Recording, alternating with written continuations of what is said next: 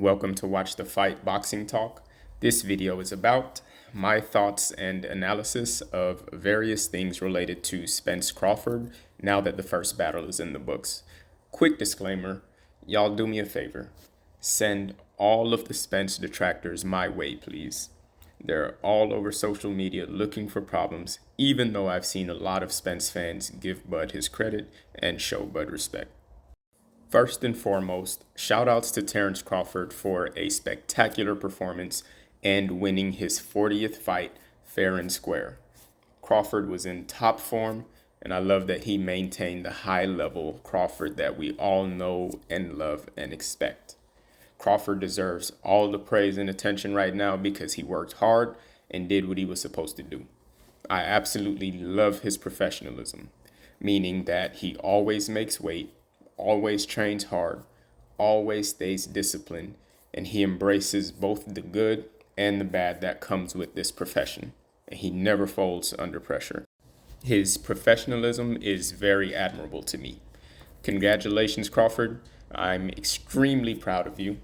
I want Crawford specifically, and only Crawford, to know that none of my analyses are to take any credit away from him, or downplay his amazing work, or imply that he's anything less than the #1 pound-for-pound fighter today.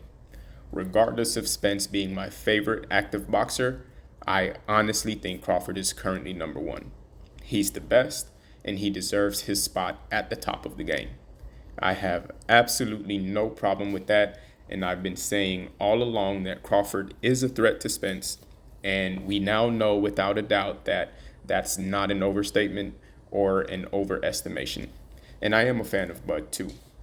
This was the only time that I've ever picked against Crawford. And if they rematch, I'm picking Spence in the rematch. Not because I think Spence is better than Crawford. I think Crawford is legit, no questions about it. Spence is just my guy. I want to start off with my analysis of Spence. I'm sure we've all heard several different things regarding Spence's performance at this point, so I want to give my take and then address the other narratives. Here's my analysis of Spence in that fight. I think Spence was empty. Not saying this is a fact, it's just my observation. Now, leading up to this fight, I've been saying that Crawford deserves respect and he is a major threat to Spence. With me knowing Crawford's skills, I was prepared for Errol to lose long before fight night. I like both fighters, and I was honestly prepared for either of them to lose. But I was especially prepared for Spence to lose because he is my favorite active boxer. So realistically speaking, I knew he could lose to Bud, and that wasn't a big deal for me. So let me get into what I mean when I say Spence was empty. In the fight, I didn't see Spence bring anything to the ring that he's known for. Spence is known for using his IQ, being a sharp puncher, being a hard puncher, punching through guards, parrying shots, making adjustments, even slight adjustments for those who think that he doesn't make adjustments, applying pressure, and his body work. I didn't see anything that I expected from him. It's like he was empty. The only thing he came into the ring with was heart and respect. I was concerned about Spence backstage before he even walked out to the ring. When Crawford said that he felt Spence's power in round 1 or 2, and he said, "Oh, that's it," that confirmed for me that something was wrong. Nobody ever had that reaction or that thought to Spence's power. When they showed Spence getting his hands wrapped backstage, he looked extremely tired to me, and I've never seen Spence with big bags under his eyes on fight night. When the camera showed him throwing those air jabs backstage, I thought that he was doing that to try to wake himself up. I also wasn't impressed with his rehydration. Maybe his new tattoos made it harder to really see his physical condition, but I thought he looked flat, like the rehydration was ineffective. If that's even possible, because he looked more vibrant to me in his prior rehydrations, so that was different. Now, this is just my assessment of Spence, like I always do before he steps into the ring, but I've never been this unsatisfied or confused with what I noticed. I've heard that Spence was weight drained and that affected him. Honestly, though, I'm not concerned about the weight cut having a negative impact on him. That doesn't really cross my mind.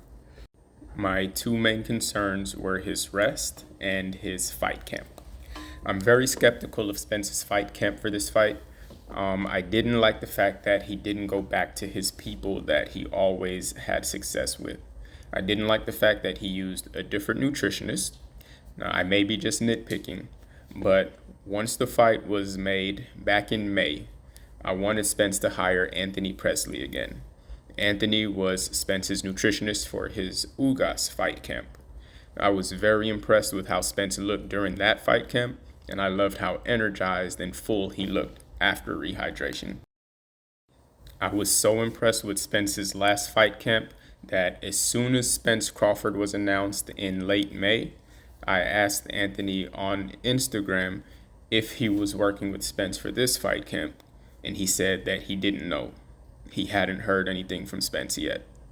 When I found out that Spence hired Elliot Buckling, which is Tank Davis's nutritionist, I was disappointed, but I knew Elliot had success with Tank, so I stayed positive.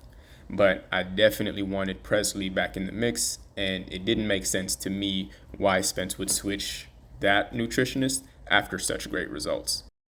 Why am I even talking about fight camp? I'm skeptical of this fight camp because of the performances that I saw from Frank Martin and Spence. When Frank fought Harriet Tubman, he looked off, and after the fight, he mentioned that his timing was off, and he looked gun shy to me, and he struggled more than I've seen and expected from Frank in that fight. He was tough. I had to make some adjustments, and my timing was off a little bit. I made the adjustments. I don't know why, but my instincts was off just a little bit tonight. But Fast forward to the 29th, post-fight, Errol says the same thing. He says his timing was off. He also looked gun-shy to me, and he struggled more than we've ever seen him struggle before. Neither Frank nor Spence could really put into words what was going on with them and why they gave the worst performances ever in their careers, but they probably don't even understand what was going on with themselves. But they knew somehow their timing was off all of a sudden. Hello, how's it going? A little off night.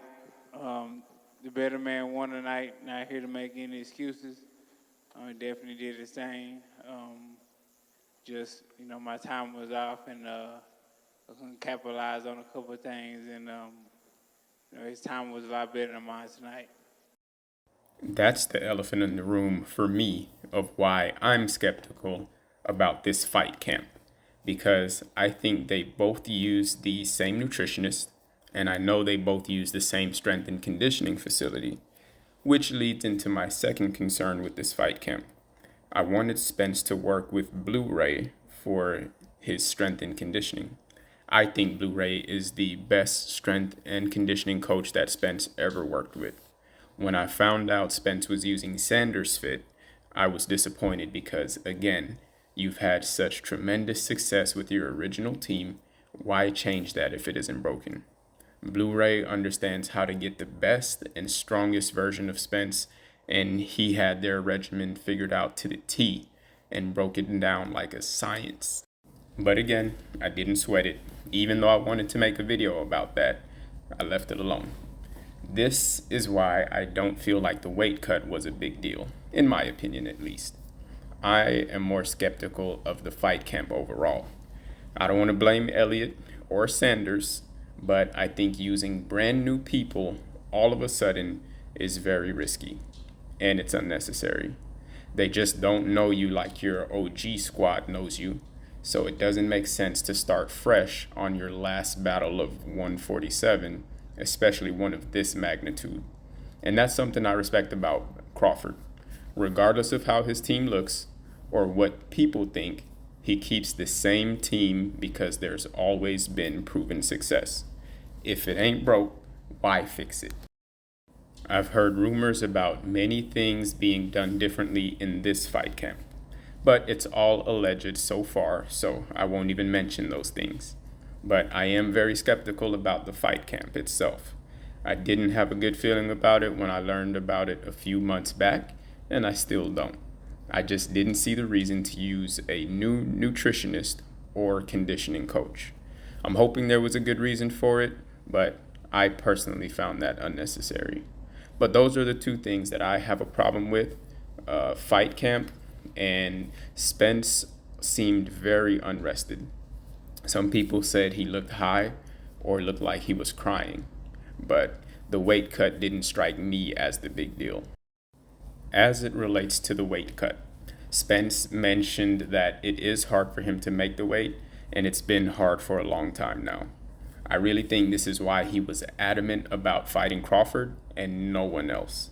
He refused tune-up fights, even when fans were calling for him to fight Thurman or Boots, especially after Crawford fought Avanesian.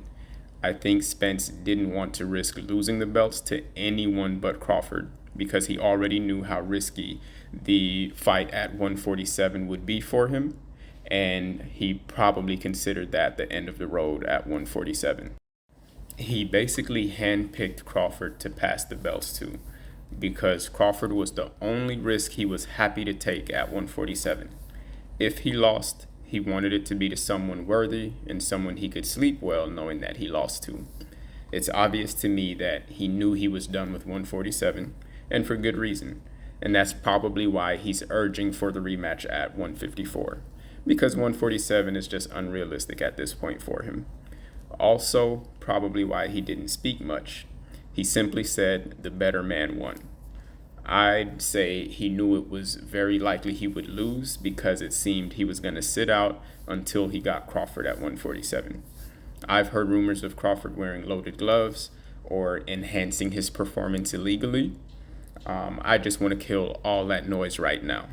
I personally can't imagine Crawford wearing loaded gloves or taking drugs to give him an edge.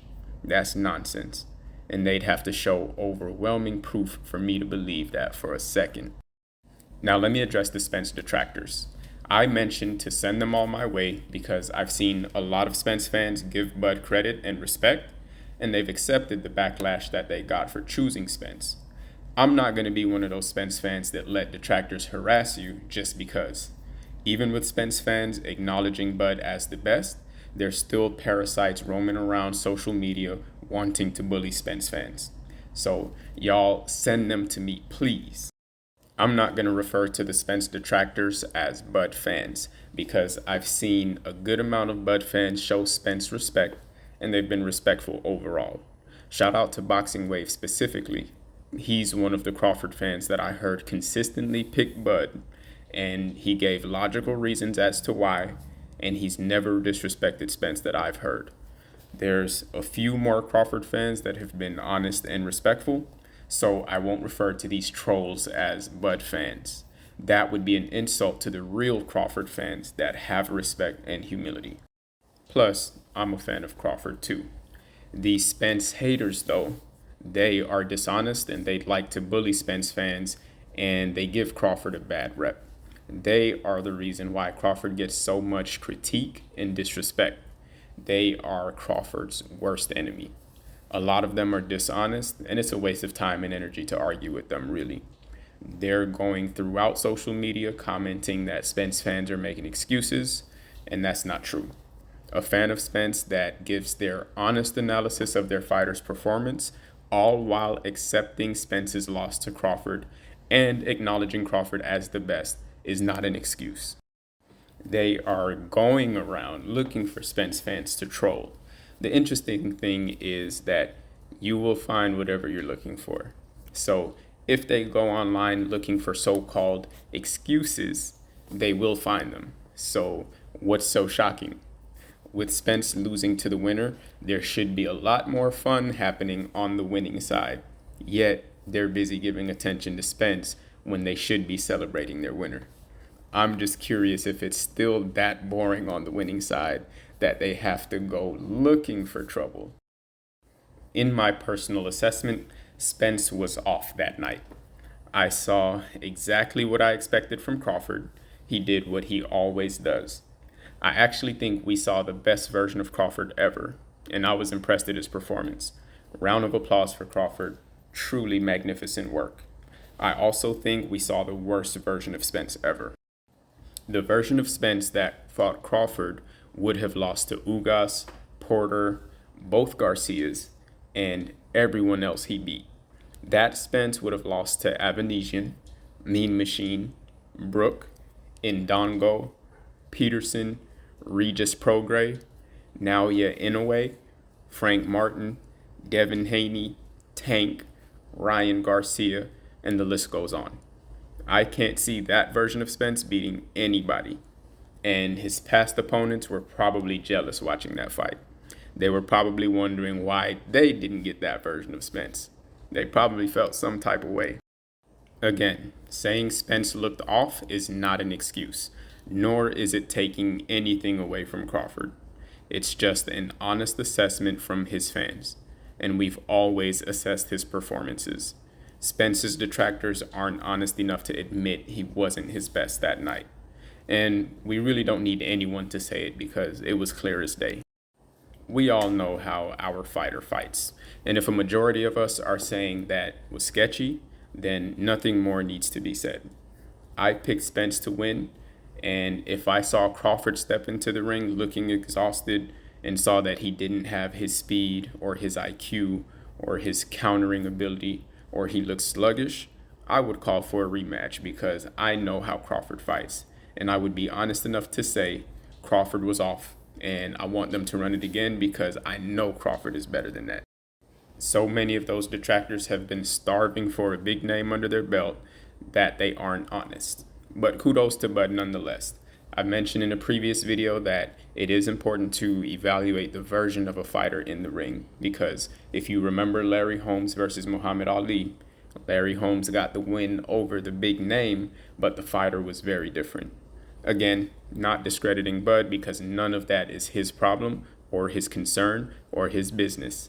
That's why I said that I love his professionalism. He trains hard, he brings excellence every time he steps into the ring, and he gets the job done. So kudos to Crawford. Spence showed a lot of heart in that fight for staying the course, getting back up quickly every time he was knocked down. He showed that his chin is still strong, kept getting out of his corner round after round to keep fighting. Every dog has his day, and it was obviously Crawford's day. Spence has inflicted a lot of punishment in his career, so it was his turn to receive it. And I'm sure it was for good reason. It'll build character for sure because it didn't kill him. So it'll only make him stronger. And that's why it's easy for me to watch that fight, even though a lot of people are uncomfortable watching it. I think his warrior spirit and his heart showed crystal clear. So what's next? Some people said that Spence should retire. I don't think that's disrespectful.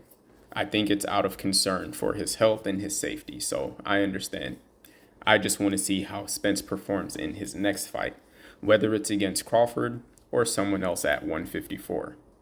If Spence performs poorly, I would call for him to retire as well. If he performs wonderfully in the rematch against Crawford or against someone else at 154, then that's going to lead me to believe that there was some kind of agreement that we were not privy to. I don't know what's next for Crawford. I know he wants to fight Charlo. I'd love to see that fight. After Charlo, though, I don't think he really wants any more fights. He's currently 40-0. He's cemented himself as the best in boxing. He will be in the Hall of Fame. There's nothing left for him to do. No fights that I could see him being excited about.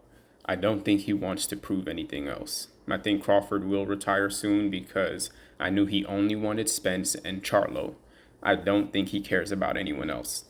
A lot of spectators want to see Crawford fight Floyd Mayweather, Manny Pacquiao, Blade, Michael J. White, Jesus, Luke Kane, Thanos, Tyson Fury, and John Bones Jones. We know Crawford is good, but y'all need to slow down. Don't get too ridiculous, please. Even he knows his limits. Crawford's career is pretty much complete and illustrious now. I think there will be a video game with him being the face of it and one of the best characters in it. If they fight again, I'm picking Spence. Not because I think Spence is better. I'm just Team Spence, win, lose, or draw. And I'm a big fan of Crawford too. I got a lot of love and respect for Spence and Crawford. I also don't think there's any major neurological problems with Spence either. We heard the so-called doctor make his comments about Spence, but in the ring, Spence seemed to follow Harvey Doc's instructions pretty well. He was coherent, and he didn't seem separated from his senses at any point, so please take that WebMD digital doctor's remarks with a grain of salt for now. Thanks for tuning in. Catch y'all on the next one. I'm constantly fighting these demons. Stay ready, I know that they scheming. They want my life and my freedom. Silent killer, you know how I treat them. I'm constantly fighting these demons. I know that I won't be defeated. Ain't running cause ain't no retreating. Self-love was all that I needed. I'm constantly fighting these demons. Stay ready, I know that they scheming. They want my life and my freedom. Silent killer, you know how I treat them. Steady fighting like a pugilist. Making moves like a fugitive. Tell he knew I ain't new to this. I don't trust.